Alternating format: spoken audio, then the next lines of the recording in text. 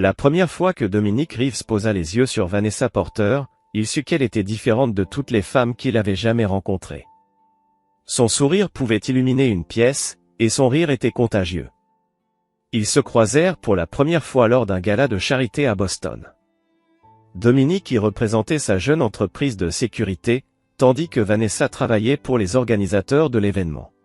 Si vous avez aimé la vidéo, n'oubliez pas de vous abonner à ma chaîne, d'activer les notifications, de laisser un like et un commentaire sous la vidéo.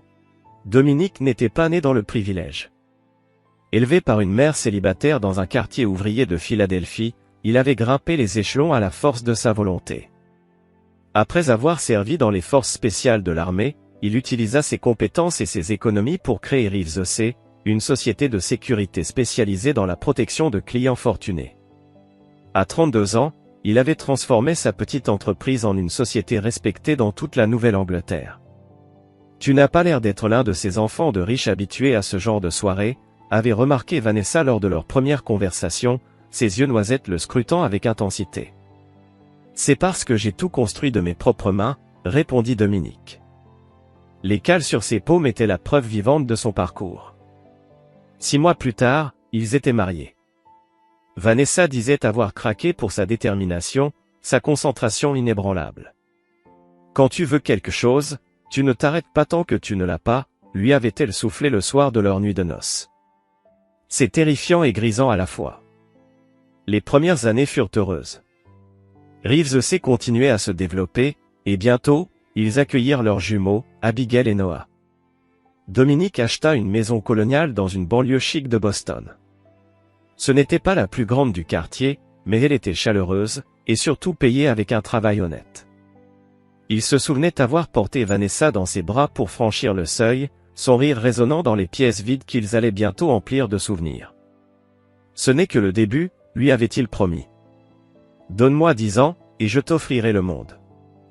Bryant Walsh entra dans leur vie lorsque les jumeaux eurent 7 ans. Conseiller financier charismatique, cheveux lissés en arrière, costume sur mesure valant plus cher que la première voiture de Dominique, Bryant venait chaudement recommandé par les nouvelles amies de Vanessa du club de golf. Avec l'expansion rapide de Reeves EC, Dominique avait besoin de quelqu'un pour gérer les actifs croissants de l'entreprise. Concentre-toi sur ce que tu fais le mieux, protéger et laisse-moi faire fructifier ta richesse, avait dit Bryant lors de leur première rencontre, son sourire révélant des dents d'une blancheur immaculée.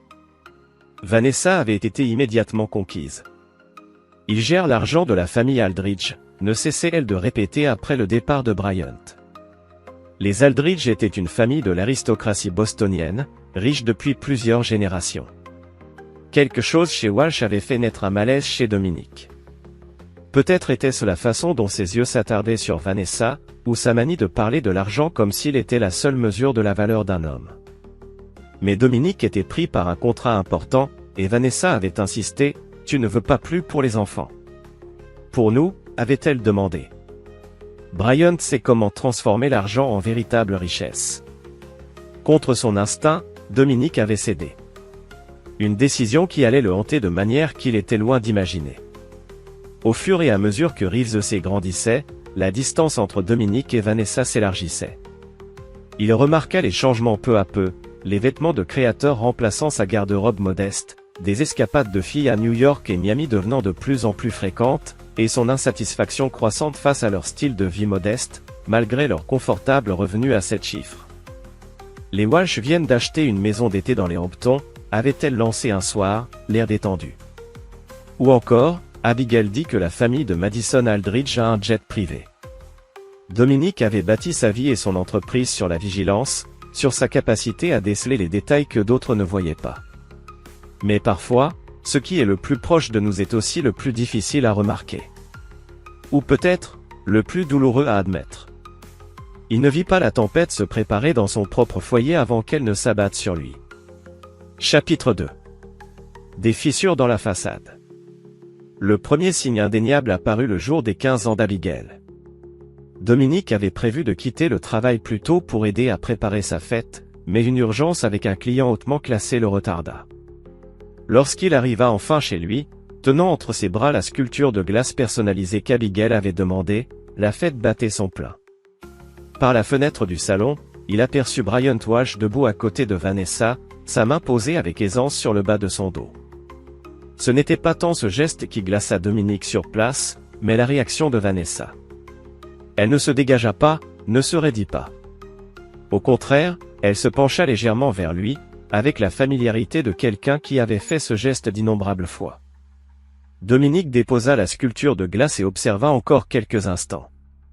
Bryant murmura quelque chose à l'oreille de Vanessa, et elle rit, ce rire profond et sincère que Dominique n'avait pas entendu diriger vers lui depuis des années. Lorsqu'il entra enfin, le sourire de Vanessa vacilla une fraction de seconde avant de se ressaisir. « Te voilà. On commençait à croire que tu ne viendrais pas. »« Papa, tu as raté le gâteau, » dit Noah, avec une pointe de reproche dans la voix. « Je sais, mon grand. »« Désolé, urgence client, » dit Dominique en ébouriffant les cheveux de son fils, remarquant comment Noah s'éloigna de son geste. « Ce n'est rien, » dit Abigail sans le regarder. « Bryant a filmé toute la fête. Tu pourras la regarder plus tard. »« Bryant. »« Pas Monsieur Walsh. » La familiarité ne passa pas inaperçue pour Dominique. « Et voilà l'homme du moment, » dit Bryant en s'approchant avec 2 coupes de champagne, tendant l'une à Dominique. « Ta femme a géré comme une chef. Tu as une véritable perle. » L'éclat possessif dans les yeux de Bryant en regardant Vanessa dit à Dominique tout ce qu'il avait besoin de savoir. Plus tard ce soir-là, après le départ des invités. Lorsque les enfants furent couchés, Dominique confronta Vanessa dans leur chambre. « Depuis combien de temps ?» demanda-t-il doucement. Vanessa se figea en enlevant ses boucles d'oreilles, puis poursuivit comme si elle n'avait pas entendu la question. « Depuis combien de temps quoi ? Depuis combien de temps tu couches avec Walsh ?» Les boucles d'oreilles glissèrent de ses doigts et rebondirent sur le parquet. « C'est ridicule. C'est notre conseiller financier. Il est marié. »« Toi aussi ?» répondit Dominique d'un ton égal. Le visage de Vanessa se durcit. « Tu n'es jamais là, Dominique. Tu m'as promis le monde, mais tout ce que j'ai eu, c'est un mari marié à son entreprise. Cette entreprise paie tout dans cette maison. Tout ce que tu portes, tout ce que les enfants ont. L'argent n'est pas tout.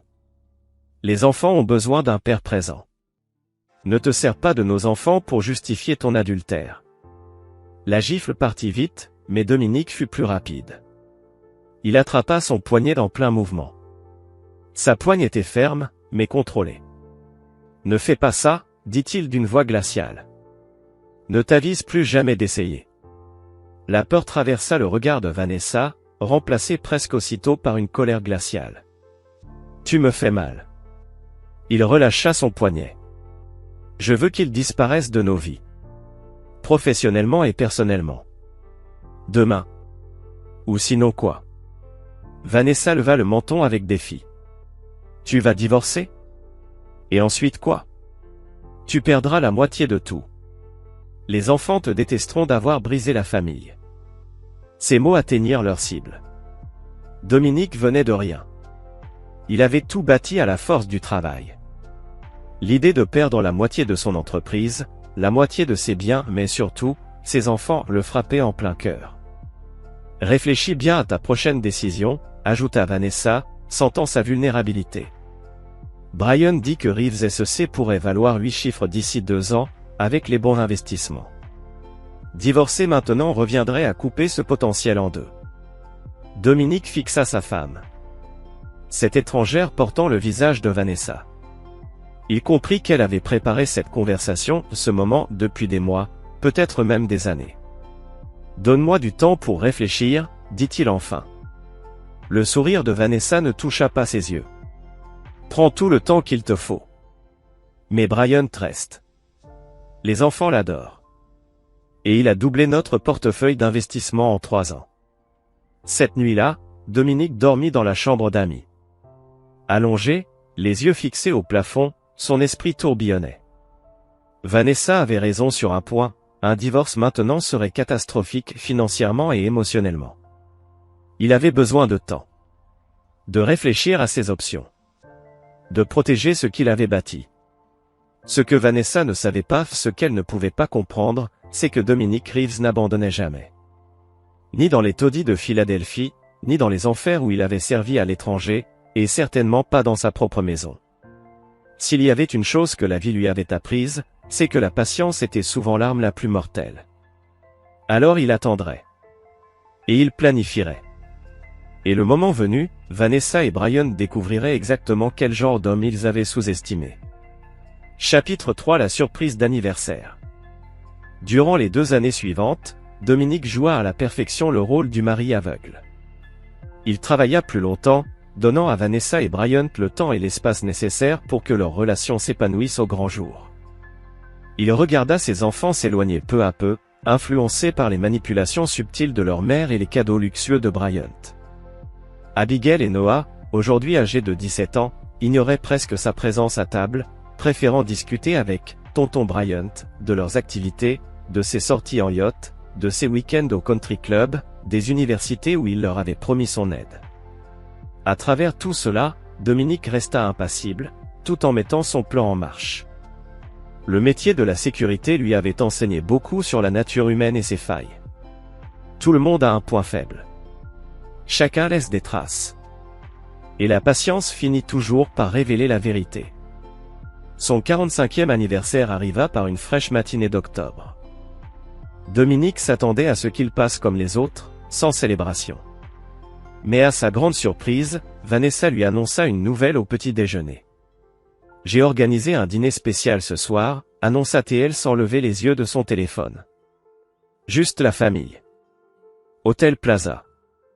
19h. » Dominique observa le visage de sa femme. Depuis quelques mois, son attitude avait changé. De l'hostilité glaciale, elle était passée à quelque chose qui ressemblait à de la pitié. Il comprit enfin pourquoi. Son plan devait toucher à sa fin. « Une occasion spéciale » demanda-t-il d'un ton neutre. Vanessa leva enfin les yeux.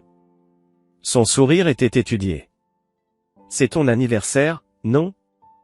45 ans, c'est un cap. » Toute la journée, Dominique suivit sa routine habituelle chez Reeves SEC. Il confirma avec son employé le plus fiable, Laurence Delacroix, que tout était prêt. Laurence, un ancien collègue militaire qui avait rejoint l'entreprise 5 ans plus tôt, était le seul à qui Dominique s'était confié. « Tout est prêt », confirma Laurence en glissant une petite clé USB sur le bureau de Dominique. « T'es sûr du timing ? Une fois qu'on lance, on ne peut plus reculer. » Dominique mit la clé dans sa poche. « Je leur ai donné 2 ans de liberté. Ça s'arrête ce soir. » Ce soir-là, Dominique arriva à l'hôtel Plaza. Le maître d'hôtel le conduisit à une salle à manger privée. À l'intérieur se trouvaient non seulement Vanessa et les jumeaux, mais aussi Bryant Walsh et un homme aux cheveux argentés que Dominique reconnut, le juge Harold Prescott, connu pour gérer les divorces très médiatisés et proches de la famille Aldrich. « Surprise », dit Vanessa, mais sans aucune chaleur dans la voix. « J'espère que la présence d'invités supplémentaires ne te dérange pas. » Dominique esquissa un sourire crispé. « Pas du tout. Plus on est de fous, plus on rit. » Pendant les entrées, la conversation resta superficielle.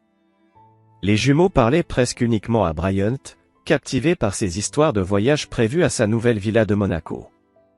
Au moment où le plat principal arriva, Vanessa se racla la gorge.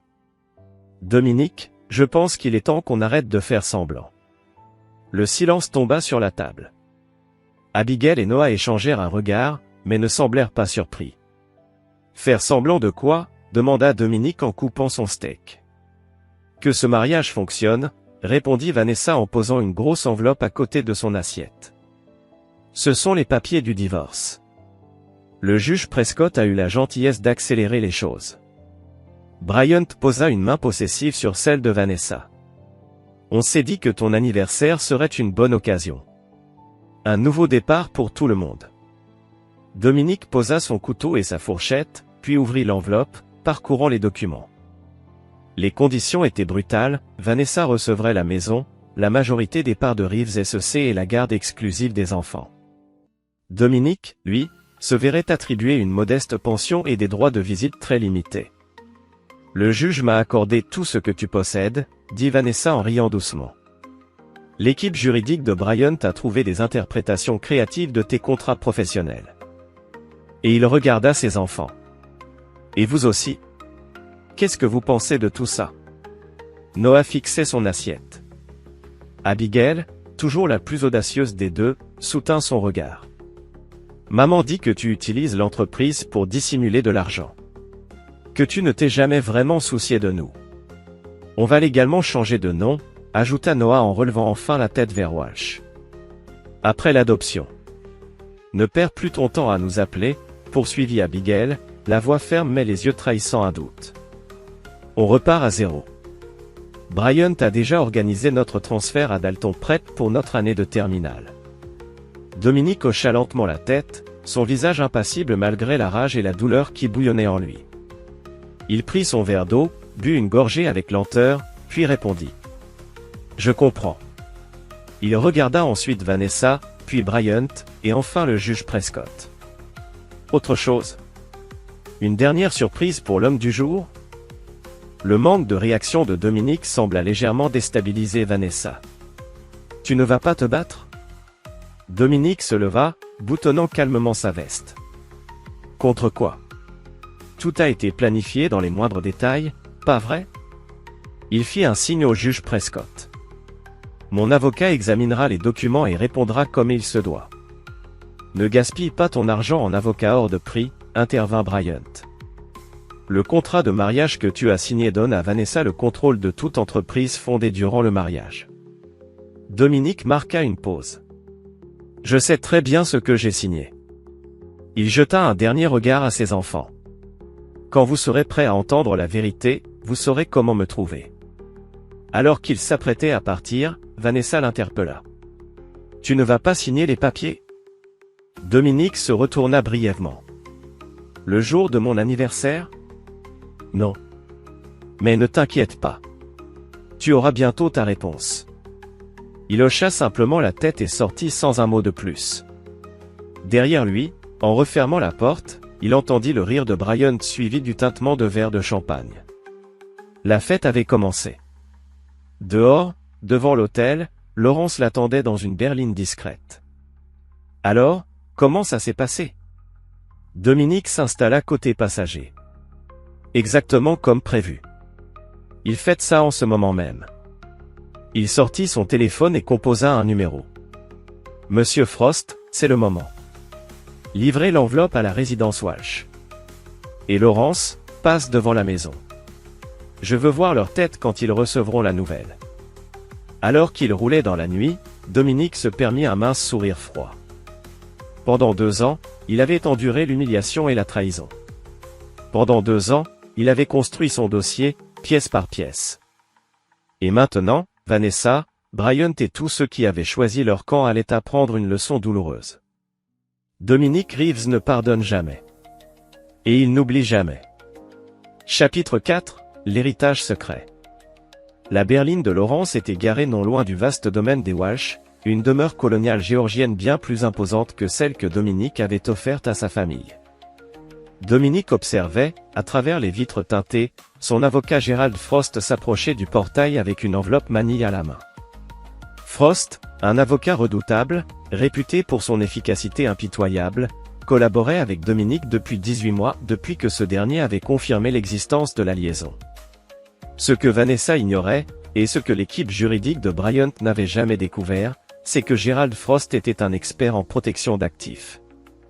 Il avait aidé Dominique à se préparer à ce scénario bien avant que Vanessa n'envisage le divorce. À travers la vitre, Dominique vit le garde de sécurité prendre l'enveloppe et disparaître dans la demeure. 10 minutes plus tard, son téléphone vibra. Un message de Frost. Livré. Réaction conforme aux attentes. Reviens en arrière, dit Dominique à Laurence. En repassant devant la maison, ils virent de l'agitation à travers les fenêtres. Des gens se déplaçaient rapidement, gesticulaient frénétiquement. Le téléphone de Dominique sonna. Vanessa. Il laissa sonner. Encore. Et encore. Tu ne vas pas répondre, demanda Laurence. Pas encore. Laissons-les mijoter un peu. Au 6e appel, Dominique décrocha. Oui? C'est quoi ce bordel? Hurla Vanessa, sa voix pleine de panique. Quel genre de mauvaise blague est-ce que tu nous fais? Ce n'est pas une blague, Vanessa. Juste des informations que tu devais avoir, avant d'aller plus loin dans le divorce. Ce n'est pas réel. L'entreprise, la maison, tout. Ils disent que tout appartient à une sorte de trust? Le trust familial Reeves, confirma Dominique. Établi il y a 10 ans. Bien avant que la valeur de Reeves SEC n'explose. Tout ce que j'ai construit appartient légalement au trust. Pas à moi personnellement. C'est impossible. J'aurais su. Vraiment? Tu étais trop occupé à planifier des virées shopping et des galas de charité pour t'intéresser aux détails ennuyeux de nos finances. Tu as laissé tout ça à Bryant. Bryant dit que c'est de la fraude. Le juge Prescott est déjà en train d'examiner. Dominique rit doucement. Bonne chance avec ça. Le trust a été établi aux îles Caïmans, avec une structure secondaire au Liechtenstein. La juridiction du juge Prescott s'arrête à la frontière des États-Unis. Les enfants sont bénéficiaires de ce trust. La voix de Vanessa se brisa. Tu ne peux pas les priver de ça. Je n'ai privé personne de quoi que ce soit. Lis bien les documents, Vanessa. Les jumeaux restent bénéficiaires. Ils recevront leur part à 25 ans. Sauf s'ils changent légalement de nom ou s'ils sont adoptés par quelqu'un d'autre. Alors, les conditions changent drastiquement. Un silence. Puis une voix plus contrôlée. Tu avais tout planifié, depuis le début. Non. C'est toi qui m'as forcé la main. J'ai créé ce trust pour protéger l'avenir de notre famille. C'est toi qui as décidé de détruire cette famille. Le juge ne laissera jamais passer ça. Le juge fera ce que la loi impose. Et la loi, elle, est très claire sur ce point. La voix de Dominique se durcit. Tu voulais la guerre, Vanessa? Eh bien maintenant, tu l'as. À travers la vitre, Dominique vit Bryant sortir de la maison, téléphone à l'oreille, l'air décomposé. Ton petit ami n'a pas l'air dans son assiette, remarqua Dominique. Peut-être qu'il commence à comprendre que la fortune à laquelle il pensait s'être attaché n'a jamais vraiment existé. Enfoiré. Siffla Vanessa. Les enfants ne te pardonneront jamais. Ils me reconnaissent à peine maintenant. Grâce à toi. Je n'ai plus rien à perdre de ce côté-là. Ce n'est pas fini, Dominique. Là-dessus, on est d'accord. Ce n'est que le début. Profite de la fête. Dominique mit fin à l'appel et hocha la tête vers Laurence. Rentre-moi à la maison. Pas celle-là. Elle n'est plus chez moi depuis longtemps. Le Penthouse, en centre-ville. Alors que la voiture s'éloignait du domaine des Walsh, Dominique ne ressentait ni joie, ni victoire. Juste une détermination froide. La phase 1 était terminée.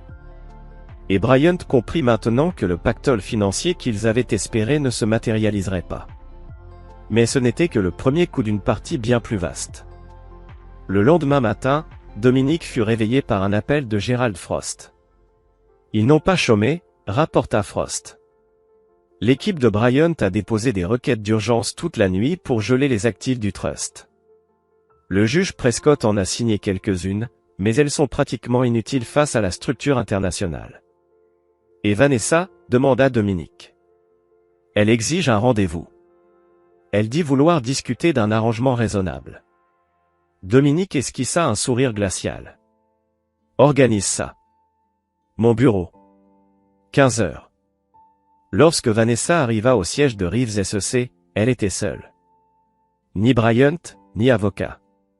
Elle avait manifestement soigné son apparence, une robe bleue conservatrice que Dominique avait toujours admirée, un maquillage discret, une expression pleine de remords. Tu as l'air fatigué, dit-elle en prenant place face à lui. Épargne-moi le numéro de l'épouse soucieuse, Vanessa. Que veux-tu? Son masque se fissura un instant. Très bien. Je veux discuter de conditions raisonnables. Toute cette histoire de trust n'est qu'une tactique de négociation. Je comprends ça. Alors négocions. Il n'y a rien à négocier. Le trust existe. Il est légal. Inattaquable. Tout le monde a un prix, Dominique. Quel est le tien? Tu ne comprends toujours pas, hein? Dominique se pencha en avant. Il ne s'agit pas d'argent. Il s'agit de justice. Les yeux de Vanessa se plissèrent. Justice? Tu punis les enfants pour mes erreurs? Je n'ai puni personne. J'ai protégé ce qui leur revient, d'un homme qui ne les voit que comme un moyen d'accéder à l'argent. Bryant les aime.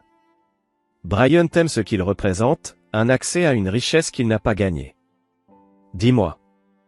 Que deviendra son affection quand il comprendra qu'il n'y a plus rien à obtenir?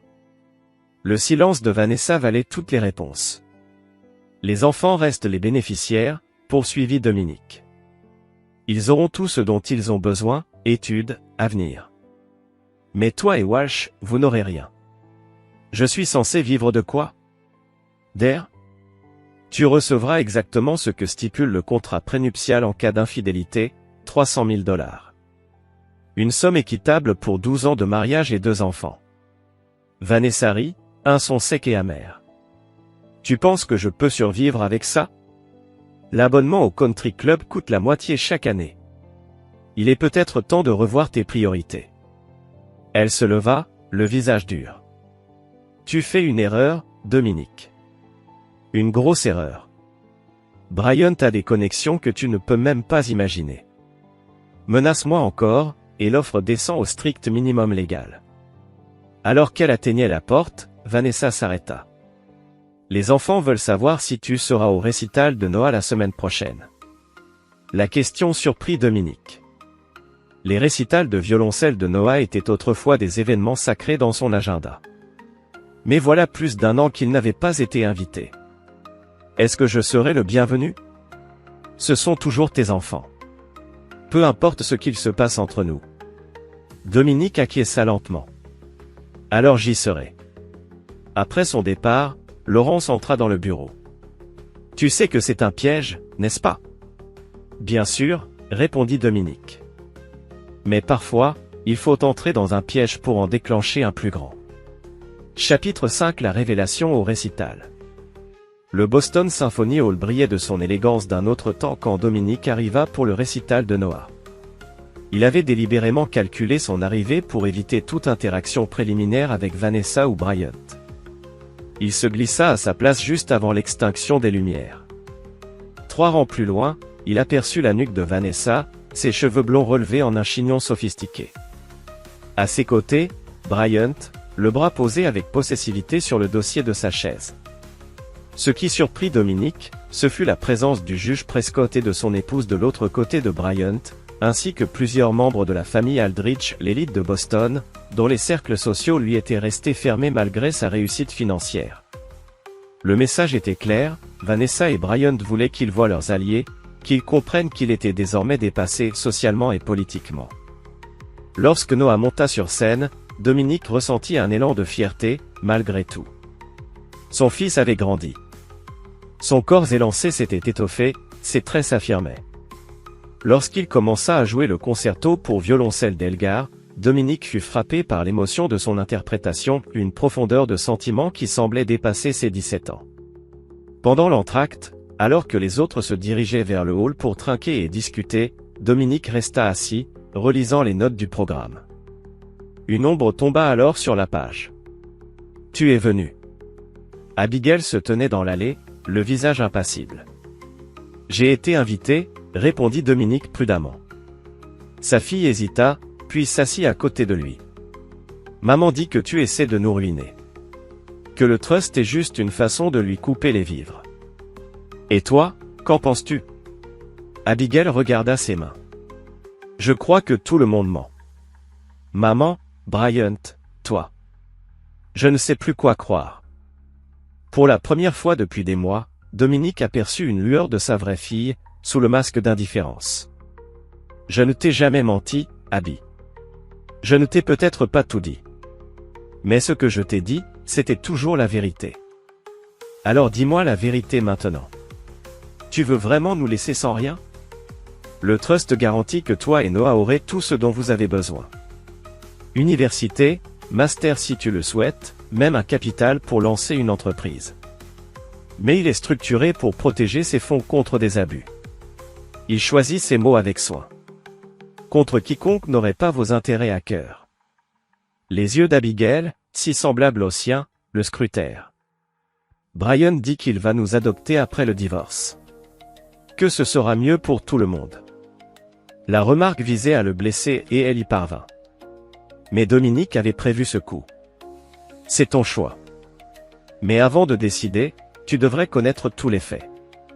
Il sortit une petite enveloppe de la poche intérieure de sa veste et la lui tendit. Ne l'ouvre pas ici. Attends d'être seul. Abigail fixa l'enveloppe. Qu'est-ce que c'est? Des informations. De quoi t'aider à comprendre pourquoi ta mère et Brian sont si pressés de finaliser ce divorce. Les lumières vacillèrent, signalant la fin de l'entracte. Abigail glissa l'enveloppe dans sa poche et se leva. Je dois y aller. Maman va se demander où je suis. Abby, l'appela Dominique doucement alors qu'elle tournait les talons. Peu importe ce que tu décideras. Je serai toujours ton père. Rien ne changera cela. Quelque chose passa sur le visage d'Abigail, de l'incertitude, peut-être même une lueur d'affection, enfouie mais pas oubliée. Puis elle retourna à sa place. La seconde partie du récital passa dans un brouillard. Dominique ruminait, avait-il atteint Abigail? Lirait-elle le contenu de l'enveloppe ou la loyauté envers sa mère, forgée au fil des années de manipulation subtile, l'emporterait-elle? Lorsque les dernières notes du solo de Noah s'évanouirent, la salle éclata en applaudissements. Dominique se leva comme les autres, les yeux rivés sur son fils, priant pour qu'il le regarde. Un court instant, leurs regards se croisèrent. Noah hocha la tête, presque imperceptiblement, avant de détourner les yeux. Ce n'était pas grand-chose. Mais c'était quelque chose. Une fissure dans le mur que Vanessa avait érigée entre lui et ses enfants. Après le récital, Dominique resta près de la sortie, sachant que Vanessa devrait passer par là. Quand elle apparut, flanquée de Brian et des jumeaux, son sourire vacilla légèrement, avant de se rétablir. Dominique, je suis contente que tu sois venu. Sa voix était juste assez chaleureuse pour paraître sincère aux oreilles extérieures. Noah a été exceptionnel, répondit Dominique en s'adressant à son fils. Tu as fait de gros progrès depuis la dernière fois. Avant que Noah ne puisse répondre, Brian s'avança, main tendue. Reeves? C'est bien que tu sois venu soutenir les enfants, malgré les circonstances. Dominique ignora la main tendue.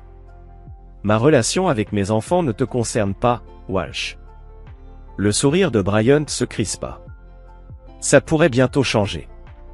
Les papiers d'adoption sont déjà en cours. Vraiment? Dominique jeta un œil au juge Prescott, occupé à discuter avec les Aldrich. Tu sembles bien confiant quant au résultat. Le juge est un vieil ami de la famille, répondit Bryant, baissant la voix. Il sait ce qui est le mieux pour les enfants. Et pour ton portefeuille. La façade de Bryant se fissura un instant. Ses yeux brillèrent de colère. Tu sais, pour un homme sur le point de tout perdre, tu es remarquablement calme. J'ai déjà perdu ce qui comptait le plus, répondit Dominique en regardant ses enfants. Le reste, ce ne sont que des détails. Alors que le groupe passait devant lui pour sortir, Abigail s'arrêta brièvement. Papa, murmura-t-elle, presque inaudible. Je le lirai ce soir. Avant que Dominique ne puisse répondre, elle s'éloigna, courant rejoindre sa mère. Il resta là, seul, dans le hall qui se vidait peu à peu. Laurence l'attendait dehors dans la voiture. Alors, comment ça s'est passé? Abigail a pris l'enveloppe. Et si elle n'agit pas? Dominique regarda la skyline de Boston, les lumières se reflétant dans le fleuve Charles. Alors on passe au plan B. Mais ma fille est plus intelligente que ce que Vanessa croit. Elle fera le lien. À 2 heures du matin, le téléphone de Dominique sonna. Abigail? Il faut que je te voie, dit-elle sans préambule, la voix nouée par l'émotion. Maintenant. Et apporte aussi les dossiers de l'autre enveloppe, celle que tu as mentionnée dans ta note. Où es-tu? Sheila. Maman pense que je suis à une soirée pyjama. Ila Martinez avait été la meilleure amie d'Abigail depuis l'école primaire. L'un des rares liens que Vanessa n'avait pas réussi à briser. J'y serai dans 20 minutes. Lorsque Dominique arriva chez les Martinez, Abigail l'attendait sur les marches du perron, le visage pâle sous la lumière des réverbères. Sans dire un mot, elle le conduisit dans le bureau du père Dilla, où il pouvait parler en privé. « C'est vrai ?» demanda-t-elle dès que la porte se referma derrière eux. « Tout ce qu'il y a dans ces dossiers ?» acquiesça Dominique. Chaque mot, chaque document, chaque transaction. Brian détournait l'argent de ses clients, y compris des Aldrigides. Ce n'était pas seulement des détournements, c'était une escroquerie de type pyramidal sophistiqué. En réalité, les Aldrigides étaient pratiquement en faillite. Mais ils ne le savaient pas encore. Leur argent, ainsi que celui d'une douzaine d'autres familles fortunées, avait été systématiquement siphonné vers des comptes offshore depuis des années. Abigail s'effondra dans un fauteuil en cuir. Et maman? Elle savait? C'était la question cruciale. Celle avec laquelle Dominique avait lui-même longuement lutté. Je crois qu'elle soupçonnait que quelque chose n'allait pas. Mais Bryant l'a tenue à l'écart des détails. Il lui a permis de profiter du style de vie sans jamais remettre en question son origine. L'adoption, le divorce précipité. Tout tourne autour du trust, pas vrai? Il a besoin de notre argent parce que tout son système est sur le point de s'effondrer. La SEC enquête depuis des mois. Bryant ne le sait pas encore, mais ils vont frapper la semaine prochaine. Quand ce sera fait, tout ce qu'il possède sera gelé ou saisi. Les yeux d'Abigail se remplirent de larmes. Et nous, on était quoi? Son plan de secours? Une nouvelle source de fonds une fois que tout tomberait?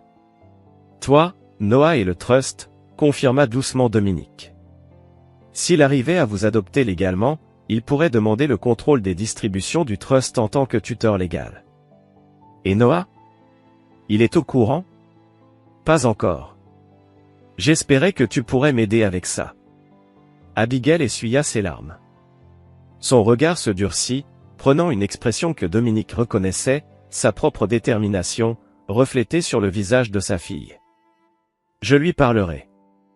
Mais papa, qu'est-ce qui va se passer quand la SEC interviendra? Maman sera aussi impliquée. Pas si elle coopère. J'ai négocié une immunité en échange de son témoignage. Mais elle doit se manifester volontairement avant que les arrestations ne commencent. Elle ne le fera pas, affirma Abigail avec certitude. Elle est trop fière, trop attachée à la vie que Bryant lui a promise. Alors elle assumera les conséquences de ses choix. Abigail se leva et commença à faire les 100 pas dans le petit bureau. Ça va tout détruire. Notre maison, notre école, nos amis. Votre maison est protégée par le trust. Votre éducation est assurée. Quant aux amis, les vrais restent avec vous dans les moments difficiles. Les autres ne valent pas la peine d'être gardés. Après un long moment, Abigail hocha la tête. Je parlerai à Noah ce soir. Il est au chalet de Bryant, au bord du lac, mais je peux m'y rendre. Sois prudente. Ne laisse pas Bryant soupçonner quoi que ce soit. Je ferai attention. Elle hésita, puis s'avança et étreignit Dominique avec force. Je suis désolé, papa. Pour tout ce que j'ai dit. Pour avoir cru le pire de toi. Dominique serra sa fille contre lui, un vrai contact qu'il n'avait pas partagé depuis des années. Tu n'as rien à te reprocher. Tu as été manipulé par des experts. Quand Abigail se recula, son expression s'était assombrie. Et ensuite? Une fois que Noah saura? Ça dépendra de ce que vous voulez. Je ne vous forcerai à rien. Aucune décision. Et maman? Le visage de Dominique se durcit légèrement. Ta mère a fait son choix il y a 2 ans, quand elle a décidé de trahir notre famille. Maintenant, ma seule priorité, c'est de vous protéger, toi et Noah, des retombées. Chapitre 6. La tempête approche. 3 jours après le récital, Dominique reçut un message de Noah.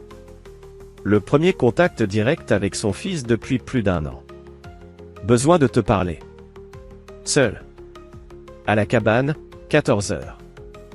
La cabane, près de la Charles River, avait toujours été un lieu spécial pour Dominique et Noah. Des années plus tôt, ils y avaient passé d'innombrables week-ends, Dominique enseignant à son fils à ramer, à respecter la puissance de l'eau, à trouver la paix dans le rythme des rames fendant le courant. Dominique arriva en avance, observant à distance les étudiants des universités voisines glissant sur l'eau dans leurs embarcations effilées. À exactement 14 heures, il aperçut Noah approcher, les épaules voûtées contre le vent d'automne, les traits tendus par une détermination farouche. « Tu es venu seul ?» demanda Noah en scrutant les environs avec méfiance. Comme demandé. Dominique désigna un banc surplombant la rivière. « On s'assoit ?» Noah resta debout. Abby m'a montré les dossiers. À propos de Bryant. De ce qu'il a fait. C'est vrai ? Tout est vrai. La contenance de Noah se fissura légèrement. Pourquoi tu ne nous as rien dit plus tôt ? Pourquoi nous avoir laissé croire ? M'auriez-vous cru ? Demanda doucement Dominique. Ou auriez-vous vu ça comme une tentative désespérée de vous retourner contre ta mère et Bryant ? Le silence qui suivit fut une réponse suffisante. Bryant pose des questions, dit enfin Noah. À propos du trust. Des fonds accessibles avant nos 25 ans. Il répète qu'il faut officialiser notre relation avant que le divorce ne soit finalisé. Et maintenant ? Qu'en penses-tu ? Le rire de Noah était amer, bien trop mature pour son âge. Je pense que j'ai été un idiot. Nous l'avons été tous les deux. Il ne s'est jamais soucié de nous. Juste de ce qu'on représentait. Les gens ne sont pas toujours ce qu'ils semblent être. Surtout quand l'argent est en jeu. Maman. Elle devait bien se douter de quelque chose. Dominique choisit ses mots avec soin. Ta mère voulait un certain mode de vie. Bryant le lui offrait. Parfois, les gens préfèrent ne pas poser de questions quand tout paraît trop beau pour être vrai. Elle reste notre mère. Oui. Et quoi qu'il arrive, ça ne changera pas. Noah finit par s'asseoir à côté de Dominique, son grand corps replié sur le banc. Et maintenant ? Abby dit que la SEC interviendra mardi. Ils arrêteront Bryant à son bureau. Les chefs d'inculpation sont sous scellés, mais ils incluent fraude boursière, fraude électronique, blanchiment d'argent. De quoi l'envoyer en prison pour des décennies. Et maman ? Ça dépendra de ses choix dans les jours à venir. Noah regarda la rivière. Elle ne le quittera pas. Trop fière pour admettre qu'elle s'est trompée. Alors elle subira les conséquences avec lui. Et nous ? Abby et moi ? Vous êtes tous les deux les bienvenus à la maison. Elle est toujours à vous. Elle l'a toujours été. Le trust vous la garantit. Et si on ne vient pas ? Si on reste avec maman ? Le cœur de Dominique se serra, mais sa voix resta calme. C'est une décision qui vous appartient. Le trust couvrira toujours votre éducation, vos besoins essentiels. Mais je ne vous forcerai pas à me choisir. Noah resta silencieux un long moment. J'ai besoin de temps. De reparler avec Abby. Bien sûr. Dominique sortit une clé de sa poche. C'est pour le chalet du lac, dans le New Hampshire. Il n'est pas à mon nom, ni au nom du trust. Personne ne penserait à vous y chercher. Il y a de la nourriture, des vêtements, tout ce dont vous pourriez avoir besoin. Noah prit la clé, la fit tourner entre ses doigts. Tu avais tout prévu, hein ? J'ai eu 2 ans pour ça, répondit Dominique simplement. Alors que Noah se levait pour partir, il s'arrêta. Le morceau de violoncelle, au récital. Je l'ai joué pour toi. C'était ton préféré. Avant que Dominique ne puisse répondre, Noah s'éloigna. Sa silhouette élancée disparut bientôt derrière un virage de la berge. Et ils se dirigèrent vers le 11e étage, où le condominium des Walsh occupait toute l'allée. Le premier garde tomba sans bruit, neutralisé par l'application précise d'un sédatif par Laurence. Le second nécessita plus de persuasion, un coup rapide à la gorge suivi d'une pression sur l'artère carotide le rendit inconscient en quelques secondes. À l'intérieur du condo, Dominique se déplaçait avec l'efficacité silencieuse qui avait autrefois fait de lui un soldat d'élite. Le plan correspondait parfaitement au schéma, suite parentale à gauche, chambre d'amis à droite, grand salon entre les deux. Il trouva Abigail en premier, sa porte verrouillée de l'extérieur. Un simple crochet suffit à surmonter cet obstacle. Elle était assise sur le lit, entièrement habillée, un petit sac à dos à ses côtés. « Je savais que tu viendrais, murmura-t-elle, l'enlaçant brièvement avant de se reculer. Noah est dans la chambre d'Aak sans grave côté. Ils nous ont pris nos téléphones, mais j'ai réussi à envoyer ce message depuis le portable d'un employé. Maligne, dit Dominique. Où sont Vanessa et Bryant? Suite parentale. Ils se disputent toute la journée. Les contacts de Bryant à la banque ont appelé et apparemment, leurs comptes ont été gelés. Dominique acquiesça. La SEC a bougé plus vite que prévu. Reste ici avec Laurence pendant que je vais chercher Noah. La chambre de Noah était elle aussi verrouillée, mais contrairement à sa sœur, il dormait profondément de manière anormale. Ils l'ont drogué, expliqua Abigail lorsque Dominique ramena Noah dans sa chambre. Il a entendu Bryant parler de vendre les actifs du trust et a refusé de signer les papiers d'adoption. Bryant a demandé à son médecin de lui donner quelque chose pour le calmer. Une rage que Dominique n'avait pas ressentie depuis des années le traversa tout entier. Est-ce qu'il peut voyager? Peut-être dans quelques heures. Ce qu'ils lui ont donné est très puissant. On n'a pas quelques heures, dit Dominique. Puis, se tournant vers Laurence, changement de plan. Je veux que tu emmènes les enfants au refuge sécurisé à Key West. Je vous rejoindrai une fois que j'aurai réglé le cas de Vanessa et Bryant. Papa, non, protesta Abigail. Laisse-les. Les autorités seront trop lentes, la coupa Dominique. Bryant a des contacts partout. Des plans de secours qu'on ne connaît même pas. Je dois m'assurer qu'il ne pourra plus jamais vous menacer. Laurence hésita. Tu es sûr? Une fois cette ligne franchie. Cette ligne a été franchie quand ils ont drogué mon fils et tenté d'enlever mes enfants, répondit Dominique d'une voix glaciale. Emmène-les. Maintenant. Tandis que Laurence portait Noah encore inconscient vers l'ascenseur de service, Abigail resta un instant figée. Papa, qu'est-ce que tu vas faire? Dominique déposa un baiser sur le front de sa fille. Ce que j'aurais dû faire il y a 2 ans. Maintenant, va. On se retrouve à Key West demain soir. Une fois Abigail dans l'ascenseur avec Laurence, Dominique se tourna vers la suite parentale, son expression se durcissant jusqu'à devenir presque primitive, dangereuse. Pendant 2 ans, il avait joué selon les règles. Utilisé le système à son avantage. Mais droguer Noah, forcer les enfants à fuir le pays. Ce n'étaient pas les actes de personnes respectant les lois ou les limites. Il était temps que Vanessa et Bryant comprennent exactement qui ils avaient trahi. Chapitre 7 L'affrontement. La suite parentale du condo de Bryant aux Bahamas était un chef-d'œuvre d'opulence, marbre italien, mobilier sur mesure, baies vitrées du sol au plafond offrant une vue panoramique sur les Caraïbes éclairées par la lune. Dominique avançait dans l'obscurité avec une aisance retrouvée. Ses compétences militaires refaisaient surface comme un réflexe. Depuis le salon attenant, il entendait Vanessa et Bryant se disputer, leur voix basse et tendue. « Tu ne comprends pas, disait Bryant, la voix crispée. Ce ne sont pas juste des comptes gelés. Ils saisissent tout, les maisons, le yacht, même la collection d'art. Tu avais dit que tu avais des plans B, des comptes secrets, des avoirs offshore, répliqua Vanessa. J'en ai. Mais transférer des fonds prend du temps, surtout sous cette surveillance. Les comptes suisses devraient encore être sûrs. Il faut juste qu'on y aille, qu'on s'y établisse. Et les enfants, demanda-t-elle. Noah est pratiquement dans le coma à cause de ce que ton ami médecin lui a donné. Un sédatif léger. Rien de plus. Il ira mieux demain et il sera plus docile. Une fois en Suisse, on finalisera les papiers d'adoption avec mes contacts là-bas. Les distributions du trust passeront, peu importe les procédures judiciaires aux États-Unis. Et si Dominique nous poursuit? Tu sais qu'il le fera. Bryant ricana. Dominique est prévisible. Il passera par les voies légales, motions, tribunaux.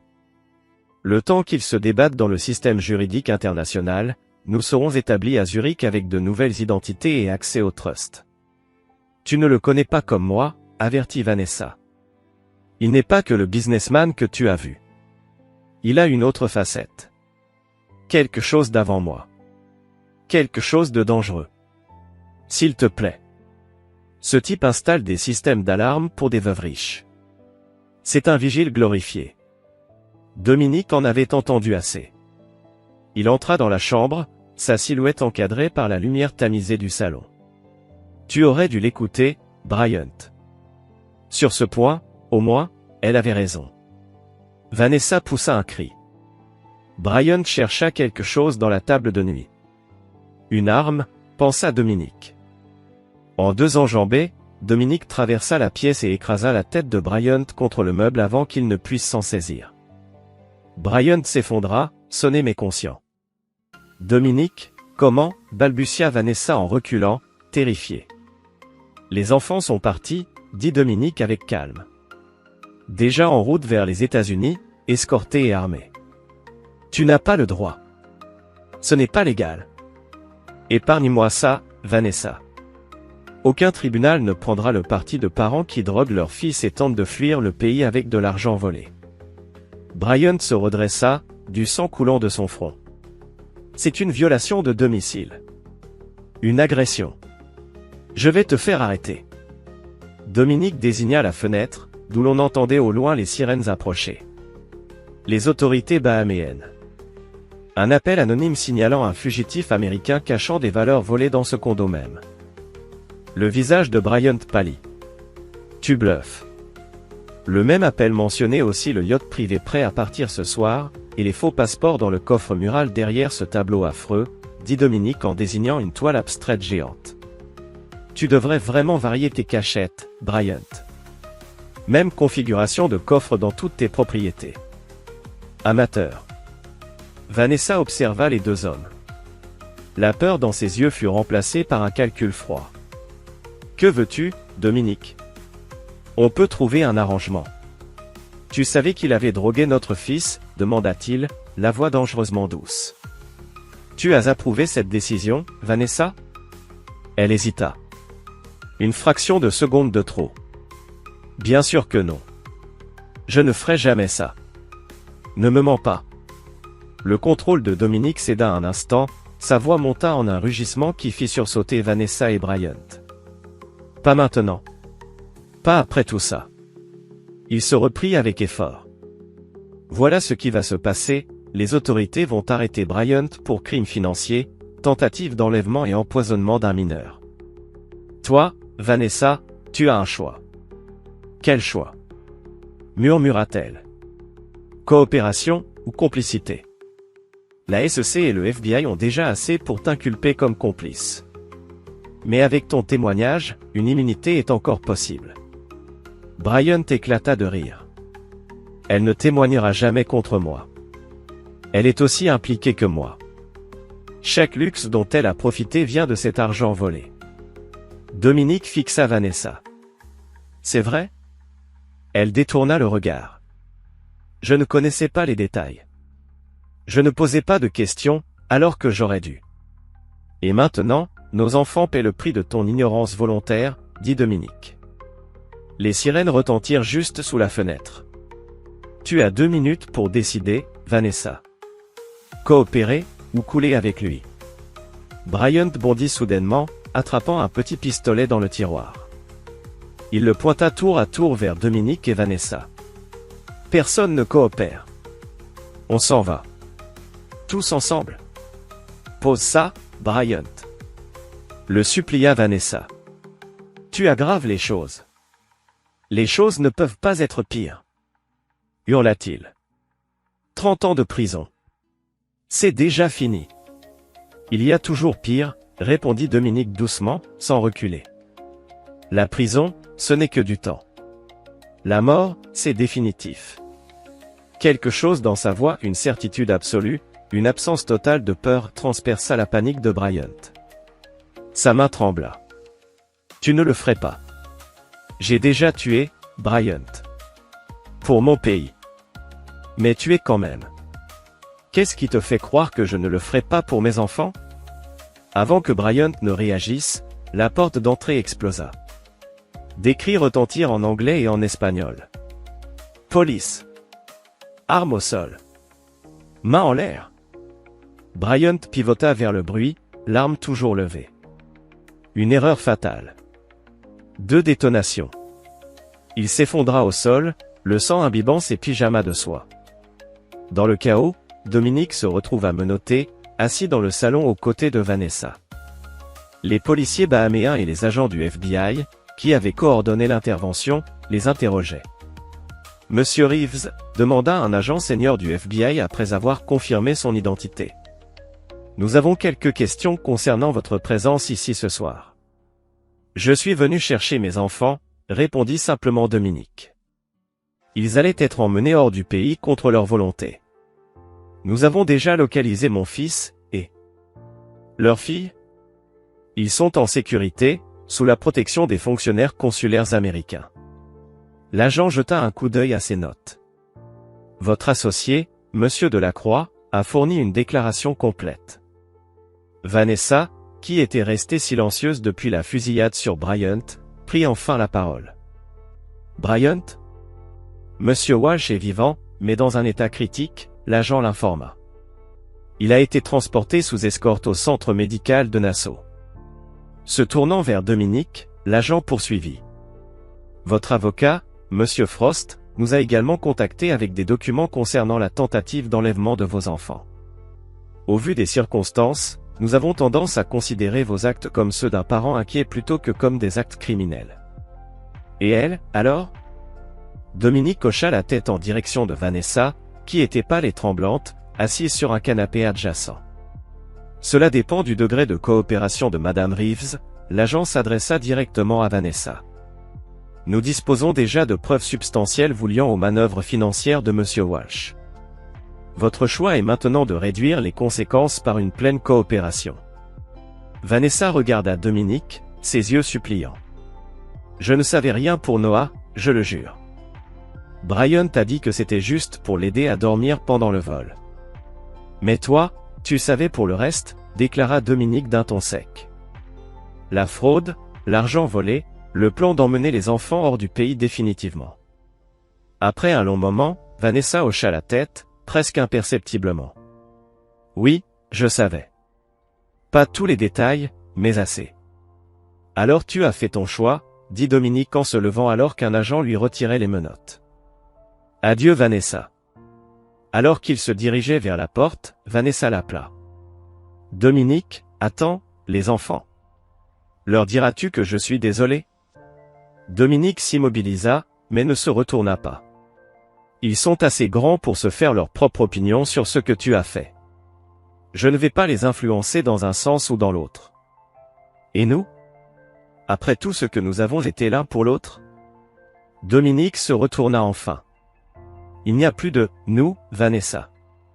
Ça fait des années. Tu as choisi ta voie. Maintenant, tu peux la parcourir seule. Sur ces mots, Dominique quitta le condo, marchant d'un pas déterminé vers la rangée d'ascenseurs qui le mènerait au hall, à une voiture qui l'attendait, et enfin à un jet privé qui le réunirait avec ses enfants à Key West. Derrière lui, il entendait Vanessa commencer à parler aux agents du FBI, sa voix devenant plus assurée à mesure qu'elle réalisait que la coopération était sa seule chance de clémence. Dans l'ascenseur, Dominique s'appuya contre le mur, soudainement épuisé. L'adrénaline qu'il avait portée toute la nuit s'estompait, laissant place au poids complet de ce qui s'était passé s'abattre sur ses épaules. Son mariage était irrévocablement terminé. Sa femme allait probablement faire face à des accusations criminelles. Ses enfants avaient été traumatisés de manière qui pourrait mettre des années à guérir. Pourtant, malgré tout cela, une certitude demeurait, il avait protégé ce qui comptait le plus. Ses enfants étaient en sécurité, et la menace que représentait Bryant avait été neutralisée. Lorsque les portes de l'ascenseur s'ouvrirent sur le hall, Dominique redressa les épaules et avança, prêt à affronter ce qui viendrait. Chapitre 8, le jugement. La maison sur de Key West, une modeste demeure coloniale espagnole nichée dans une rue calme loin des zones touristiques, servait depuis des années de refuge personnel à Dominique. Peu de gens connaissaient son existence. Même Vanessa n'y avait été qu'une seule fois, au début de leur mariage, avant de décider que l'endroit était trop isolé, trop dépourvu d'opportunités sociales pour valoir la peine.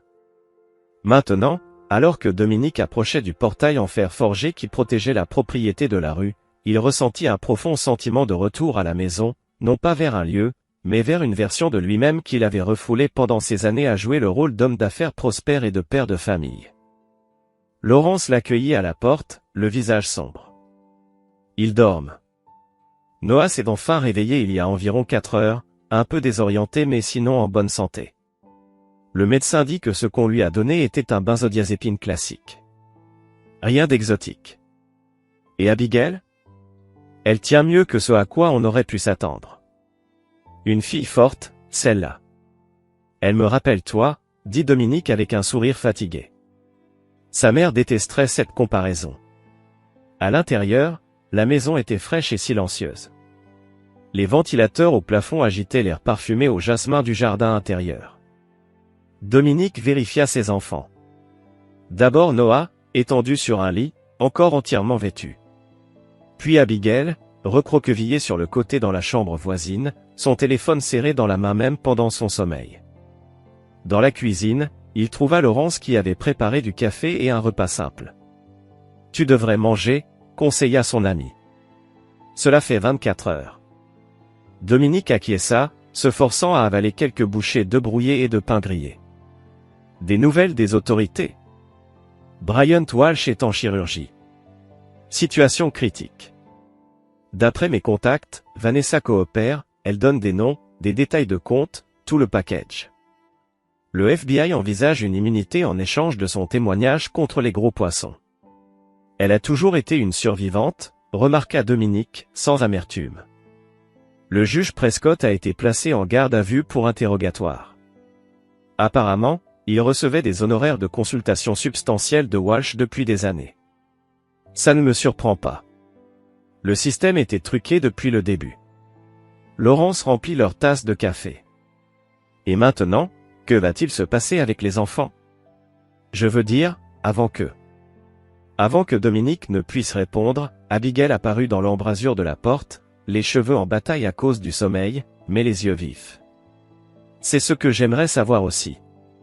Se levant, Dominique ouvrit les bras, et Abigail s'y glissa sans hésiter. Vous êtes en sécurité maintenant, murmura-t-il dans ses cheveux. C'est ce qui compte. En se détachant, Abigail le fixa avec un regard direct. Que s'est-il passé à Nassau? La vérité, papa.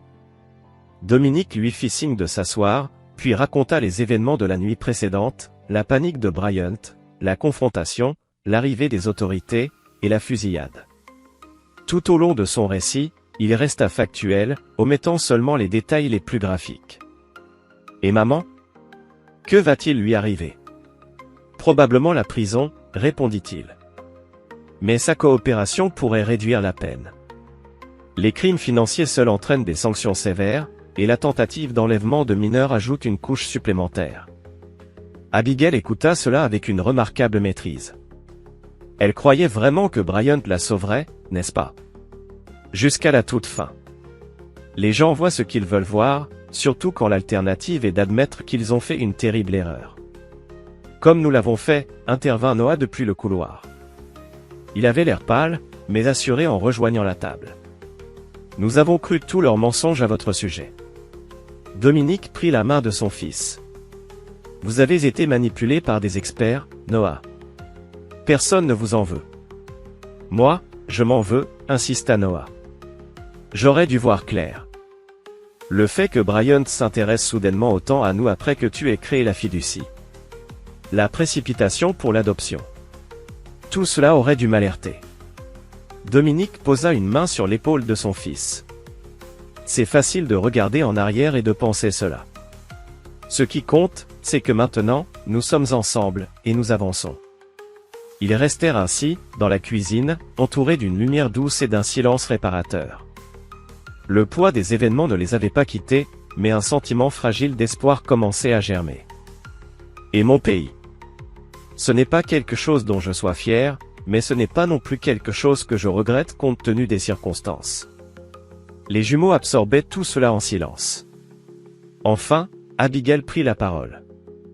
C'est pour ça que tu es resté si calme pendant tout ça? Parce que tu as affronté pire? Dominique réfléchit à la question. Peut-être. Ou peut-être parce que j'ai appris il y a longtemps que la panique n'améliore jamais une mauvaise situation. Penser clairement et agir de façon décisive sont toujours de meilleures options. Tu vas nous apprendre, demanda Noah, de manière inattendue. Pas à tuer, évidemment, mais à être prêt à réfléchir clairement sous pression, si c'est ce que vous voulez. Oui, il y a des compétences qui valent la peine d'être apprises. Pas seulement la défense physique, mais la discipline mentale, la conscience situationnelle, la pensée stratégique. L'expression d'Abigail devint résolue. Nous voulons tout apprendre, pour que plus jamais personne ne puisse nous manipuler ou nous menacer. Regardant ses enfants, qui n'étaient plus ces adolescents naïfs qui lui avaient tourné le dos lors de ce dîner d'anniversaire, mais de jeunes adultes forgés dans le feu de la trahison, Dominique ressentit un mélange complexe de tristesse et de fierté. Ils avaient perdu leur innocence, mais peut-être avaient-ils gagné quelque chose de plus précieux, la résilience, le discernement, la force de caractère. Alors, nous commencerons votre éducation dans le Montana, promit-il. Un nouveau départ, les yeux clairs, sans illusion. Chapitre 9, l'enveloppe finale. 3 ans passèrent, comme les saisons changeantes à travers le paysage du Montana. La beauté austère de l'hiver laissant place au printemps explosif, à la gloire éphémère de l'été, puis à la palette mélancolique de l'automne. Pour Dominique, Abigail et Noah, le ranch devint non seulement un refuge, mais un véritable foyer, un lieu de guérison et de croissance. La frénésie médiatique autour du scandale financier Walsh s'était finalement apaisée, bien qu'elle ait révélé toute l'ampleur des crimes de Bryant. Des centaines de millions détournés des familles élites de Boston, des comptes offshore dans une douzaine de pays, des décennies de fraude systématique. Les Aldrigides, autrefois aristocratie de Boston, avaient été presque ruinés, leur fortune siphonnée par l'homme en qui ils avaient eu une confiance aveugle. Vanessa avait été jugée pour son rôle dans le complot, recevant finalement une peine de 10 ans réduite à 6, avec possibilité de libération conditionnelle après 4, grâce à sa coopération étendue avec les procureurs. Ces lettres arrivaient mensuellement au ranch, d'abord exigeantes, puis suppliantes, enfin empreintes de réflexion, à mesure que la réalité de sa situation s'imposait. Abigail les lisait toutes, mais répondait rarement. Noah répondait parfois par de brèves notes polies qui ne laissaient rien transparaître de ses véritables sentiments.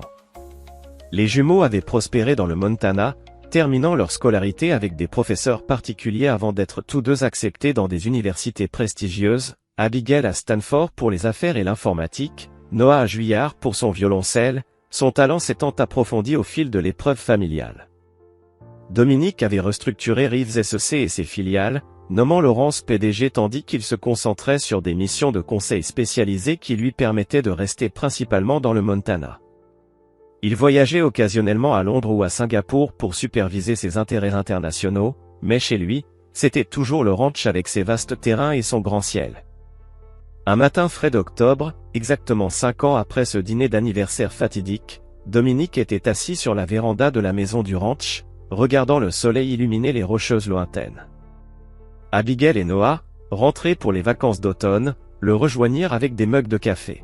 « Joyeux anniversaire, papa !» dit Abigail en lui embrassant la joue avant de s'installer sur une chaise voisine.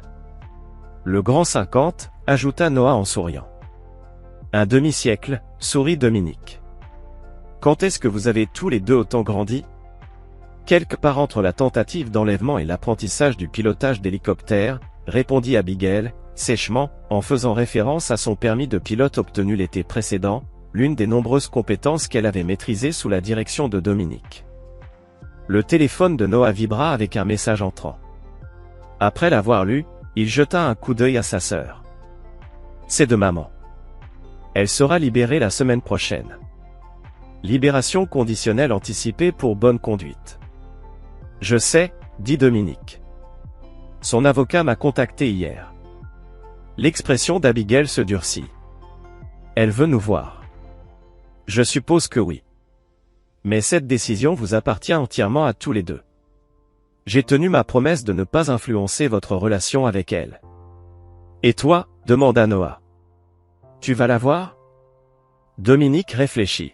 « Je n'ai pas encore décidé. Il ne reste plus grand-chose à se dire entre nous. » La conversation fut interrompue par le bruit d'un véhicule approchant. Rare pour un ranch aussi isolé, le SUV noir de Laurence apparut sur la longue allée, soulevant un nuage de poussière en arrivant près de la maison. Je ne savais pas que Laurence venait, remarqua Abigail en regardant le véhicule se garer à côté du pick-up de Dominique. Laurence sortit, l'air grave, portant une mallette en cuir. Il salua les jumeaux puis s'adressa à Dominique. « Désolé de vous interrompre en famille, mais ça ne pouvait pas attendre. »« Qu'est-ce que c'est ?» demanda Dominique en se levant pour accueillir son ami. Laurence regarda Abigail et Noah. « Peut-être devrions-nous parler en privé ? » « Peu importe ce que c'est, ils peuvent entendre, » dit Dominique fermement. « Plus de secrets dans cette famille. » Laurence acquiesça et ouvrit la mallette, en sortant une épaisse enveloppe Kraft. « Ceci est arrivé au bureau de Boston hier, adressé à vous. C'est du juge Prescott. » Dominique haussa un sourcil. Harold Prescott avait été condamné à 15 ans pour son rôle dans les manigances de Bryant, la peine sévère reflétant son abus d'autorité judiciaire. Que veut-il ? Il est mourant. Cancer en phase terminale. L'établissement médical de la prison lui donne moins d'1 mois, expliqua Laurence en tendant l'enveloppe. Il dit que c'est important. Une sorte de confession finale. Dans l'enveloppe, Dominique trouva une lettre manuscrite et une petite clé USB. La lettre était brève mais bouleversante. Dominique. Alors que je fais face à ma mortalité, je me sens poussé à décharger ma conscience d'un dernier secret. Les documents joints révèlent la vérité sur le complot le plus insidieux de Bryant Walsh, un complot qui a directement affecté votre famille de manière que vous ne réalisez pas encore. Les papiers d'adoption que Bryant a préparés pour vos enfants n'étaient pas simplement un stratagème pour accéder au trust. Ils faisaient partie d'un plan de contingence établi des années auparavant, dont les origines vous troubleront profondément. J'ai été complice, comme dans beaucoup d'autres entreprises de Bryant, et pour cela, je ne peux qu'offrir mes plus profondes excuses. Cela ne me disculpera pas, mais peut-être vous apportera-t-il de la clarté. Harold Prescott. Dominique tendit la lettre aux jumeaux qui la lurent ensemble, leur expression devenant de plus en plus troublée. « Qu'y a-t-il sur la clé ?» demanda Noah. Dominique inséra la clé USB dans son ordinateur portable que Laurence avait apporté depuis la voiture. La clé contenait un seul dossier intitulé Reeves Walsh avec des dizaines de documents à l'intérieur, emails, dossiers financiers, documents juridiques, résultats de tests ADN. En parcourant ces documents, un récit choquant émergea. L'intérêt de Bryant Walsh pour la famille Reeves avait commencé bien avant qu'il ne soit présenté comme conseiller financier. Il avait ciblé Dominique spécifiquement, s'insérant dans leur vie avec un plan méticuleux. « Regardez ça », dit Abigail en pointant un échange de mails entre Bryant et un associé non nommé, daté d'il y a presque 15 ans. Il suivait les affaires de papa dès le début, cherchant un moyen d'entrer. « Mais pourquoi ?» s'interrogea Noah. Reeves SEC n'était pas si précieux à l'époque. La réponse se trouvait dans un fichier protégé par mot de passe intitulé Contingency Autorisation. Une fois décrypté, il révéla la pièce finale et dévastatrice du puzzle. Bryant Walsh travaillait pour Victor Aldridge, patriarche de la famille Aldridge, afin de détruire systématiquement Dominique Reeves. La raison, lors d'une opération militaire classifiée de Dominique, il avait été contraint de prendre une décision qui avait entraîné la mort du plus jeune fils d'Aldridge, un agent de la CIA intégré à l'équipe de Dominique. « Ça ne peut pas être vrai », murmura Abigail en lisant le document avec une horreur croissante. Aldridge tenait papa responsable de la mort de son fils, même si la décision avait été classée comme tactiquement nécessaire. Alors il a engagé Bryant pour ruiner papa de l'intérieur, pour briser tout ce qu'il avait construit. Même nos enfants, ajouta Dominique, les yeux fixant un document qui confirmait que Vanessa Walsh avait été utilisée comme un pion pour faire pression sur Abigail et Noah. Le poids de la révélation s'abattit sur eux comme une tempête. Mais au-delà du choc, une nouvelle résolution s'installa. Dominique serra la main de ses enfants. Ce passé est sombre, mais nous ne sommes pas prisonniers de lui. C'est notre tour de contrôler notre destin. Ensemble, répondit Abigail, serrant le bras de son père. Ensemble, répéta Noah. Alors que le soleil déclinait sur le ranch, une lueur d'espoir se frayait un chemin à travers les ombres du passé.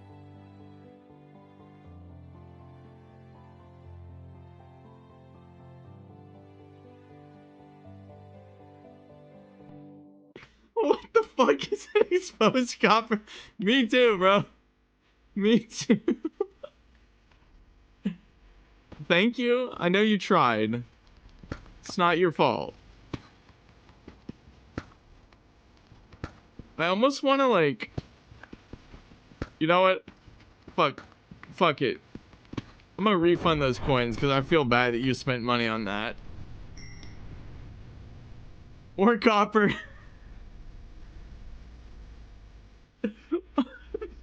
What are these loot tables, bro?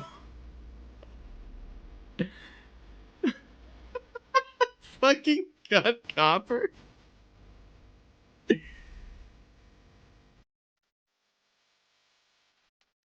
Efficiency 8. This is gonna be the fastest axe in human history. And 54 cut copper. Think of all the copper golems we can make, chat. That was a lucky box. I see that. How much is a lucky box? Fastest axe in the West. Yo, but I'm gonna really stunt on motherfuckers by bridging with copper blocks. 250? Alright, bro. Alright. Here's what we're gonna do. Here's what we're gonna do. Okay. I'm sensing a little bit of anger, sensing a little bit of aggression. Your feelings are valid. Here's what we're gonna do. I throw it away. I throw it away. I go over here. And I refund effects. Alright? I'll even refund the other loot box.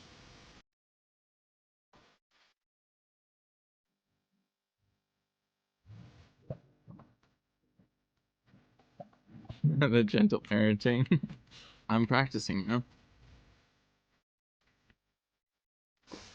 Okay, there you go. Everyone's happy.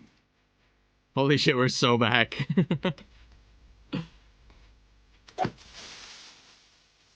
If you want to reroll on the loot box, you can, or you can use it on something else. Who is Daddy Dane? That would be me.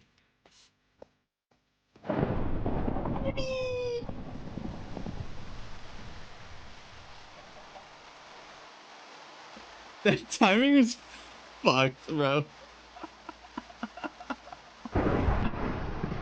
Oh my... I was like... Oh my god, bro.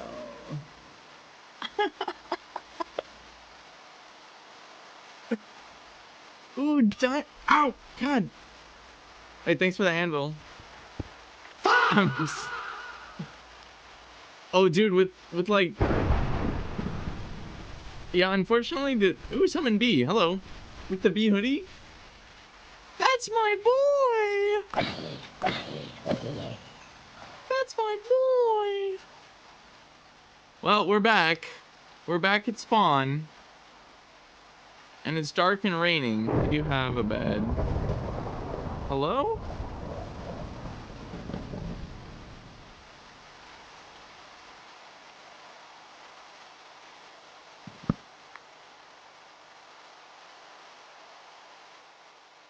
Alright, everybody, get in the raffle. Exclamation point join.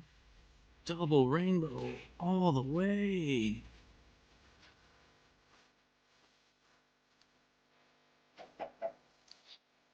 Okay. So, should I try to go back down?